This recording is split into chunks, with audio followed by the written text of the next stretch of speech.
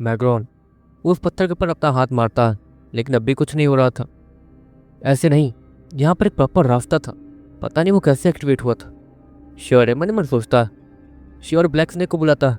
फिर black snake, तुम्हें ये रास्ता कैसे मिला था? क्योंकि जहाँ तक ये रास्ता सबसे पहले तुम्हें ही मिला था, और अभी के लिए तो यहाँ पे कुछ नहीं है।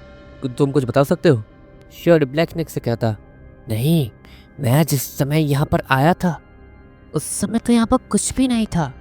वो ब्लैक स्नेक श्योर से कहता, लेकिन जब तक हम लोग यहाँ पे आए थे तब तक यहाँ पर एक रास्ता था, लेकिन तुम कह रहे हो कि यहाँ कुछ भी नहीं था। श्योर फिर से ब्लैक स्नेक से कहता, उस समय कुछ भी नहीं था, लेकिन जब मैंने उस प्रेजेंस को महसूस किया तो उस समय मुझे वो रास्ता दिखा। वो रास्ता पूरी तरीके से सामने खुल गया था। ब्लैक स्नेक श्योर से कहता, ऐसी बात। जहाँ तक वो महारानी इस दरवाजे को, मतलब वो विच, वो इस दरवाजे को, मतलब इस स्पेस डोर को ऐसे खोलेगी नहीं, क्योंकि अगर वो ऐसा करेगी तो पक्का वो डीमन बाहर आ जाएगा। लेकिन जितनी देर के लिए ये स्पेस डोर खुला हुआ था उतनी देर तक वो डीमन, उसकी नज़र यहाँ पर ही नहीं होगी, वरना वो तो बाहर ही आ जाता। लेकिन अब भी सवाल यह है कि आखिर ये रास्ता खुला कैसे था?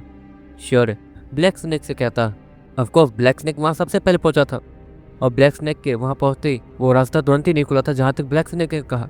लेकिन अगर उसके सामने ही वो रास्ता खुला तो उसने कुछ ना कुछ तो ऑब्जर्व किया होगा। श्योर मन मन सोचता ही है। इतने में ही ब्लैक स्नेक, उससे कुछ महसूस होता है। मुझे कुछ महसूस हो रहा है, dark energy, dark energy, dark element, वो सारी चीज़ें मैं महसूस कर पा रहा हूँ, मतलब वो पास है। वो ब्लैक स्नेक अपनी आंखें बंद कर कितना कहता है, और अगले पल सामने एक अजीब सी अंधेरी दुनिया आ जाती है। सामने मौजूद पत्थर वो पूरे के पूरे काले हो गए थे, और उन्हें देखकर ऐसा लग रहा था जैसे कि वो पूरी तरीके से कोयले में बदल गया। श्योर उसके अंदर अपना हाथ डालता है और वो उसके आर पार जा सकता था। ये क्या हो रहा है? शायद डार्क एनर्जी जो कि उस तरफ है, ब्लैक स्नेक उससे महसूस कर पा रहा, जिसके कारण दोनों ही एक दूसरे से जुड़ जाते हैं और फिर ये रास्ता खुलता है। हो ऐसी बात है।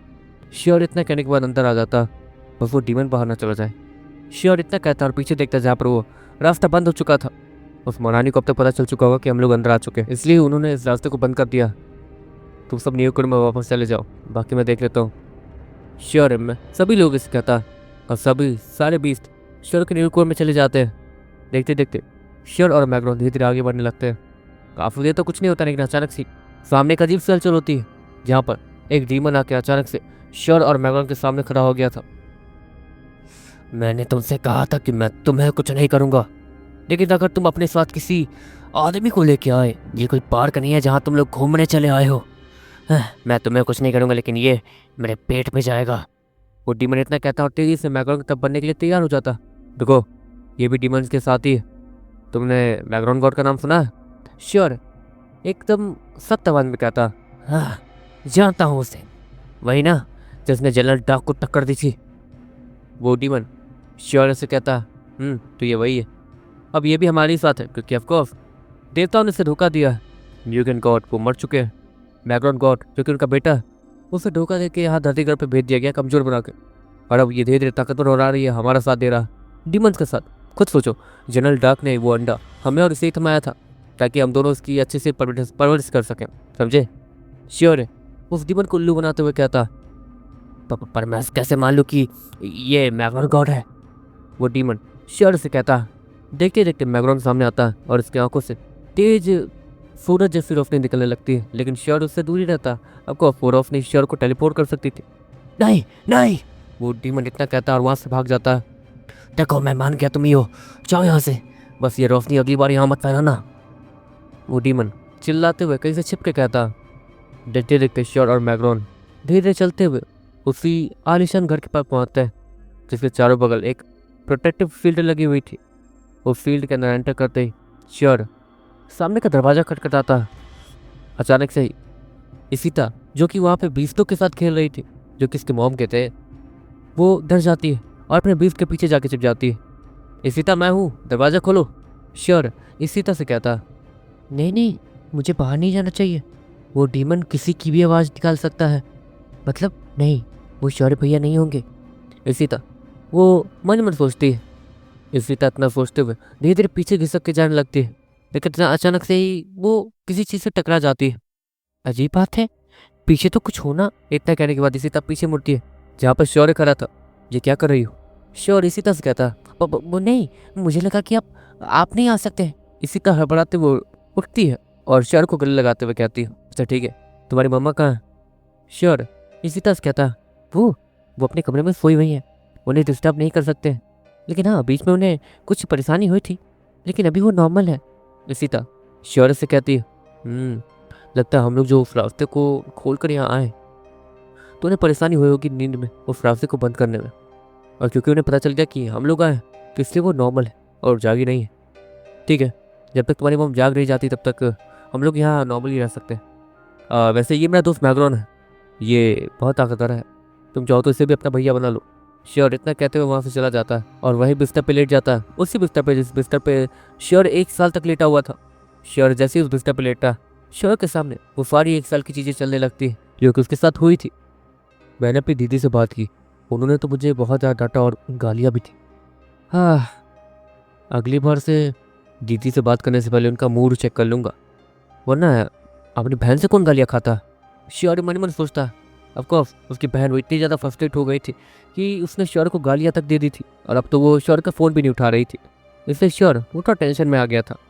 हाँ यार, मुझे अपनी बहन को भी बनाना होगा।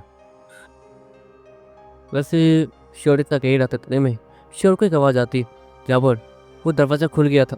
करीब 2 घंटे बीत गए थे। श्योर अपनी जगह से उठता, और फिर क्या हुआ, अपने पुराने जगह को मिस कर रहे हो? वो महारानी वो श्योर से कहती, थोड़ा बहुत, ज़्यादा नहीं। श्योर नॉर्मली कहता। देखते देखते वो महारानी वो श्योर के बगल में आके बैठती है।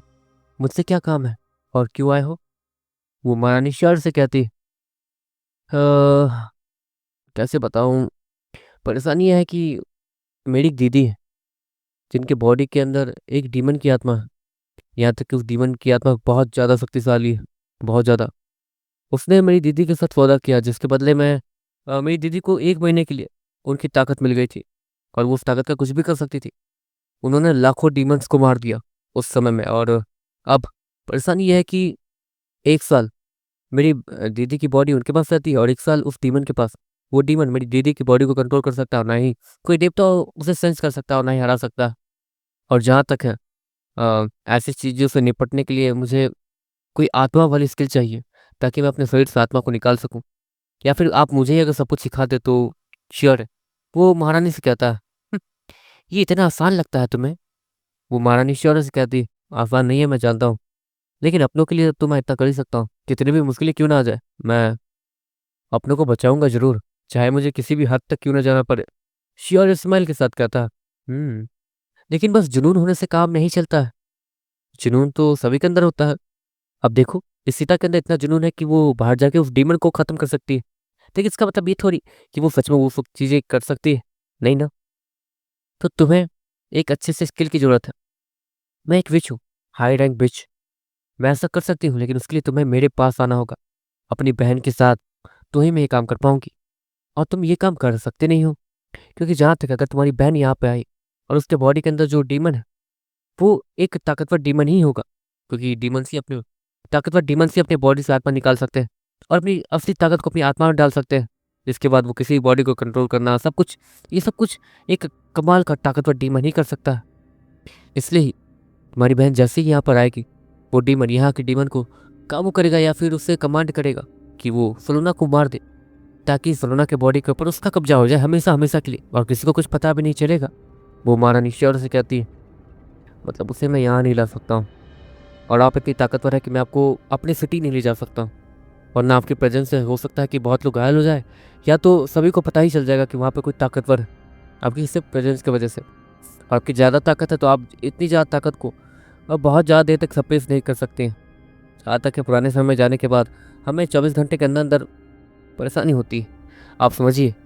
श्योर वो महारानी से कहता, मुझे कोई परेशानी नहीं है, परेशानी तुम्हारी बहन को है, और तुम मुझसे बस मदद मांगने आए हो, और मैं बस मदद कर सकती हूँ बस। वो महारानी श्योर से कहती, देखो मेरे पास एक आत्मा वाली कला है, लेकिन वो ज़्यादा ताकतवर नहीं है। आत्मा वाली कलाएँ बहुत ज़्यादा महंगी और मिस्टीरियस होती है, और ऐसे कलाओं को बनाना नामुमकिन सा होता है। इतना कहने के बाद वो महारानी अपने हाथ को आगे करती है, और वहाँ पर एक अजीब सी पर्ची अपीयर होती है। ये कला है, मतलब स्किल। श्योर है उस महारानी से कहता है, और देखते देखते श्योर उस महारानी के हाथों से उस स्किल को ले लेता। लेकिन अगर तुम इस स्किल को सीख भी गए तो तुम अपने बॉडी से सिर्फ आत्मा निकाल पाओगे, तुम्हारी आत्मा के अंदर थोड़ी भी ताकत नहीं होगी। ये ध्यान रखना। अगर तुम्हें ताकत चाहिए अपनी आत्मा के साथ तो तुम्हें मेरी जरूरत पड़ेगी, जहाँ पर मैं तुम्हारे शरीर की ताकत को तुम्हारी आत्मा की ताकत से जोड़ दूंगी। इसके बाद तुम भी वही ताकत इस्तेमाल कर पाओगे जो कि तुम्हारे शरीर के अंदर है। वो महारानी श्योर से कहती है, लेकिन अभी इसलिए इतना ठीक है। वैसे आप मुझे वो चीज़ सिखा सकती हैं, मतलब आत्मा और शरीर की ताकत को जोड़ना। श्योर, वो उस महारानी से कहता, "हम्म, ये चीज़ अगर तुम सीख भी लो तो फिर तुम जब अपने बॉडी से निकलोगे तो तुम्हारी स्किल तुम्हारी बॉडी में ही रन होगी, जहाँ पे तुम प्रॉपर अपनी स्किल्स को रन नहीं कर पाओगे अपनी आत्मा को निकालने के बाद, क्योंकि आत्मा के अंदर दिमाग चला जाएगा। तुम्हारी दिमाग वो एक तरीके से तुम्हारी बॉडी के अंदर थप पड़ जाएगा, तुम्हारी बॉडी कोमा में चली जाएगी। और हाँ, अगर 1 घंटे के अंदर अंदर तुम अपनी बॉडी के अंदर वापस नहीं आए तो भी परेशानी हो सकती है। तुम्हारी बॉडी सड़ना शुरू हो जाएगी, तुम्हारी बॉडी से अजीबोगरीब धुएँ निकलेंगे और भी बहुत कुछ। और ये इस आत्मा वाली स्किल के साइड इफ़ेक्ट्स हैं। वो महारानी शौर्य से कहती है, समझ गया। वैसे एक बात और बताइए, उन डीमंस ने ऐसा कैसे किया? मतलब उन डीमंस के पास कोई अच्छी स्किल दिखा जिससे वो अपनी आत्मा और ताकत को एक साथ। श्योर, महारानी से कहता, एक स्किल तो है लेकिन वो उन डीमंस के पास ही है। लेकिन एक और स्किल है, जहाँ तक है तुम जिस स्किल के बारे में पूछ रहे हो डीमंस के लिए, वो डीमंस के पास है, लेकिन वो बहुत ज़्यादा प्राचीन और खुफिया है और अब तक तो कहीं खो चुकी है। आपको फायर डीमंस उसके लिए लड़ रहे थे और वो सारे डीमंस ही ताकतवर थे, इसलिए इतने ज़्यादा ताकतवर डीमंस के बीच वो स्किल बच नहीं पाई और ख़त्म हो गई। इसलिए अभी के लिए ऐसी स्किल इस दुनिया में है नहीं। लेकिन हाँ, हमारे विचेस के बीच में एक बहुत ज़्यादा खतरनाक विच आया था जिसने एक स्किल बनाई थी, लेकिन वो स्किल कहाँ है वो हमें नहीं पता, नहीं किसी और को। कहा जाता है कि वो स्किल काफ़ी ज़्यादा बड़े पन्नों वाली थी, बहुत ज़्यादा बड़े। ये तो एक छोटा सा पन्ना है, वो एक बहुत बड़े पन्ने वाली स्किल थी। अगर उससे कोई पढ़ ले और आत्मा के स्किल को उससे सीखे तो वो अपनी आत्मा के साथ साथ अपनी पूरी ताकत का इस्तेमाल अपनी आत्मा वाले फॉर्म में कर सकता है। बाकी उसके साइड इफ़ेक्ट्स क्या है वो तो उस स्किल के अंदर ही लिखे होंगे, उस किताब के अंदर। वो महारानी श्योर से कहती है, कैसी बात है? वैसे उस विच का नाम क्या था? श्योर, महारानी से कहता है, क्या पता, बहुत पुरानी समय, मतलब बहुत पुराना बात है ये बातें याद रख पानी ही बहुत ज़्यादा मुश्किल होती है। मैं तो बहुत पुराने समय से ही हूँ, इसलिए मुझे ये बात याद है, वरना इस समय में किसी को ये बात नहीं पता। डीमंस को छोड़कर डीमंस उस किताब को ढूंढने की कोशिश कर रहे हैं, और वो भी ताकतवर डीमंस। वो महारानी श्योर से कहती है, मतलब वो मेरे हाथ कभी नहीं आने वाला। मैं समझ गया, ठीक है, तो मैं चलता हूँ क्योंकि अभी काफ़ी सारे काम बाकी हैं। और तो और वैसे क्या इसी तक को मैं घुमा के ला सकता हूँ? श्योर, वो महारानी से कहता। अब पर महारानी हैरानी से और थोड़ा घबराते हुए कहती है, वो महारानी कुछ ज़्यादा ही ताकतवर थी। अगर वो 5 स्टार सिटी में गई तो लोग आसानी से पकड़ लेंगे कि ये कितनी ताकतवर है, या फिर अगर वो स्टार के रूम में भी है तो उसकी खतरनाक प्रेजेंस बाहर चली ही जाएगी, जिससे परेशानी हो सकती है। और ऐसी चीज़ें तो एक तरीके से इलीगल मानी जाती है, इसलिए ऊपरी सिटी के लोग भी बहुत ज़्यादा सीरियस हो जाएंगे और यहाँ आ जाएंगे। इसलिए ही श्योर है, ऐसा रिस्क लेना नहीं चाहता था। लेकिन इसी था, वो तो इंसान है, नॉर्मल इंसान। ऑफकोर्स वो अगर श्योर के साथ जाएगी भी तो कोई भी कुछ सोच या पकड़ नहीं पाएगा। देखो श्योर, सीता मेरी कलेजी की टुकड़ी है और उससे कुछ हुआ तो मैं वो महारानी श्योर से कहती है, आप घबराइए मत, उसे आप मेरे साथ भेज रही हैं और वहाँ से बहुत कुछ वो लेके भी आएगी, तो यहाँ वो मज़े कर सकती है। श्योर, उस महारानी से कहता है, पर तुम उस डीमन को पार करके इशिता को ले कैसे जाओगे? ये तो नामुमकिन है ना, मतलब इशिता नहीं जाएगी। वो महारानी श्योर से कहती है, इशिता तुम्हें मेरे साथ घूमने चलना है? श्योर, इशिता से कहता, हाँ मुझे जाना तो है, लेकिन मम्मा। इतना कहने के बाद इशिता अपनी मॉम की तरफ देखती है जो कि थोड़ी कन्फ्यूज लग रही थी। चलो, श्योर इतना कहता और इशिता का हाथ पकड़ लेता। इशिता की मॉम तुरंत ही श्योर के सामने आके खड़ी हो जाती है, अपने दोनों हाथों को फैलाकर, जैसे कि वो श्योर को रोक रही हो। देखो श्योर, अगर बाहर गए तो परेशानी हो सकती है। उस डीमन ने तुमसे क्या कहा था याद करो, तुम किसी को भी यहाँ से बाहर नहीं ले जा सकते हो, हम दोनों को, ये याद है ना? वो महारानी श्योर से कहती है, किसी ने कहा कि हम यहाँ से बाहर जा रहे हैं, हम कल रात तक आ जाएंगे, ठीक है? श्योर इतना कहता, अपनी मॉम को बाय नहीं कहोगी? श्योर इसी तरह से कहता और इसी तरह अपनी मॉम को बाय करती। घबराइए नहीं, हम लोग रात तक आ जाएंगे। श्योर इशिता की मॉम से कहता, लेकिन इशिता की मॉम उससे अब भी कुछ समझ नहीं आ रहा था। देखते ही देखते श्योर बैकग्राउंड और इशिता, वो तीनों ही अपनी जगह से गायब हो जाते हैं। शौर्य की आंखों से एक अजीब सी रोशनी निकली थी और वो तीनों ही वहां से गायब हो गए थे।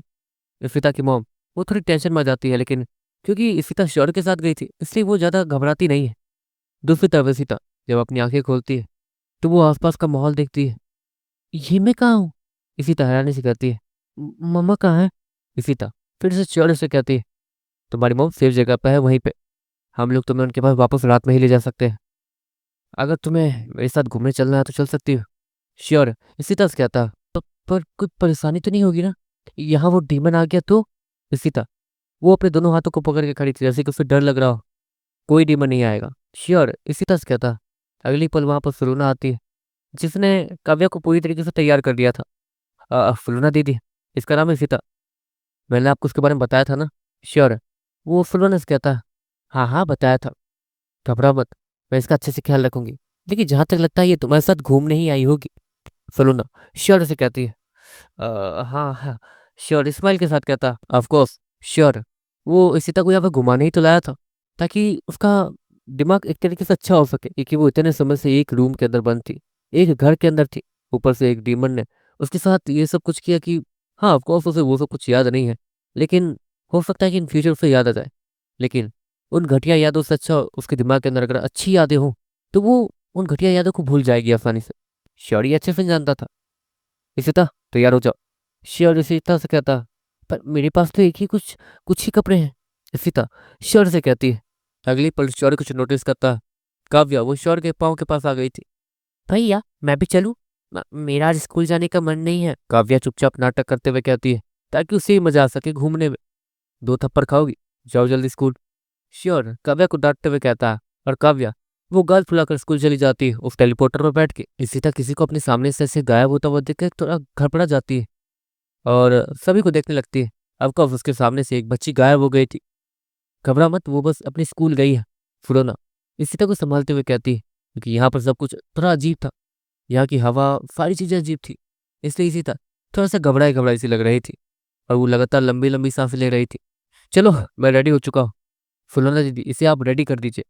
श्योर है, वो फुलोना से कहता है। फुलोना वो सीता को अपने साथ ले जाती है ताकि फुलोना उसे अच्छे कपड़े पहना सके। फुलोना वो तुरंत ही सीता को अच्छे अच्छे कपड़े पहना देती है, जिसकी वजह से सीता और भी ज़्यादा प्यारी और खूबसूरत लगने लगती है। यहाँ तक कि फुलोना ने उसका मेकअप भी कर दिया था और इशिता को मेकअप इतना ज़्यादा पसंद आया था कि वो मेकअप लेने का जिद करने लगी थी, बहुत सारे मेकअप किट्स। "तो चलो, आज हम लोग बहुत ज़्यादा खाने वाले हैं और बहुत सारे मेकअप खरीदने वाले हैं ना?" श्योर इशिता से कहता है। हाँ, इशिता हाँ में जवाब देती है।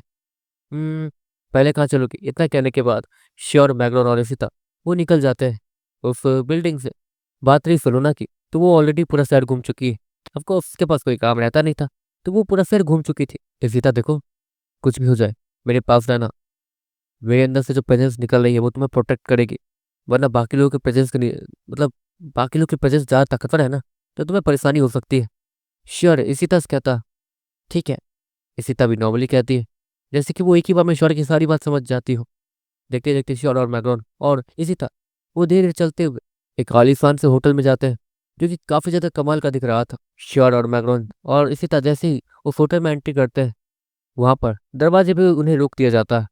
और माफ कर दीजिए, ये एक 20 टेमर होटल है, मतलब यहाँ पर 20 टेमर्स का होटल है ये। यहाँ पर सिर्फ 20 टेमर्स ही आ सकते हैं। एक बॉडीगार्ड वो श्योर से कहता, देखिए मैं 20 टेमर ही हूँ।" श्योर उस बॉडीगार्ड से कहता, "मैं जानता हूँ आप 20 टेमर हैं, लेकिन 20 टेमर्स के बनाई हुई चीज़ों में 20 टेमर्स अगर चाहें तो वहाँ पर उन्हें पेमेंट करना होता है।" वो बॉडीगार्ड श्योर से कहता, "हाँ तो दे देंगे।" श्योर वो उस बॉडीगार्ड से कहता, "आपको पता है कि यहाँ की फीस कितनी है, यहाँ के चार्जेस कितने हैं?" वो बॉडीगार्ड फिर से श्योर से कहता, "ये क्या कह रहे हैं?" इशिता वो श्योर से कहती है। श्योर इशिता को चुप रहने का इशारा करता और फिर कितना श्योर एक बार बस कितना बोलता है, "ओह, ठीक है, आपको यहाँ पर करीब 20 करोड़ रुपए देने होंगे, तो ही आप यहाँ पर खाना खा पाएंगे।" वो बॉडीगार्ड श्योर से कहता, "बस 20 करोड़?" श्योर इतना कहता अपने गोल्डन कार्ड को निकालता। गोल्डन कार्ड को देखकर वो बॉडीगार्ड भी हैरान दिखने लगता। माफ कर दीजिए सर, हमें पता नहीं था कि..." वो बॉडीगार्ड इतना कहते हुए तुरंत ही पीछे जाता और कुछ लोगों को लेकर आता। ऑफकोर्स यहाँ पर बड़े बड़े डॉक्टर्स, बड़े बड़े आदमी लोग आते थे खाना खाने के लिए और इंजॉय करने के लिए, लेकिन यहाँ पे पहली बार कोई 20 टेमर आया था जो कि अपने हाथों में कार्ड लेके आया था। ऑफकोर्स वो यहाँ पर पेमेंट करने वाला था। 20 कस्टमर्स के लिए सब कुछ फ्री होता है, इसलिए 20 कस्टमर्स के पास पैसे नहीं होते और वो अगर पैसे कमाना चाहे तो उन्हें कोई बड़ा सा बिजनेस ही खोलना होता ताकि वो चलते रहे अच्छे से। लेकिन श्योरे नाम का ये लड़का, इसके पास इतने पैसे कहाँ से आए वो तो भगवान ही जाने। चलो गाइस, कल मेरा फास्टिंग है और बहुत ज़्यादा खांसी हो रही थी मुझे, तो आई डोंट नो कल मैं ठीक रह पाऊंगा या नहीं, इसलिए मैंने रात में ही वीडियो बना दी है और मैं जितना हो सके उतना जल्दी डाल दूंगा। तो बाय गाइस, मैं कल कोई वीडियो नहीं आएगी, पहले बता रहा हूँ, कल इंतजार मत करना वीडियो का। Bye, tata, see you, bye. और कल की वीडियो में मतलब जो इससे पहले वाली वीडियो मैंने डाली थी उसमें कुछ इशू था शायद, ठीक है। यूट्यूब को उसमें कुछ प्रॉब्लम मिली थी जिसके कारण मुझे बहुत दिक्कत हुई वीडियो को अपलोड करने में। एंड उस वीडियो का कमेंट सेक्शन ऑफ था ऑटोमेटिक, हाइप सेक्शन ऑफ था ऑटोमेटिक, बहुत कुछ था प्रॉब्लम उस वीडियो में। तो सॉरी, कल प्रॉब्लम थी बहुत। तो मिलते हैं कल वीडियो, बाय, टाटा।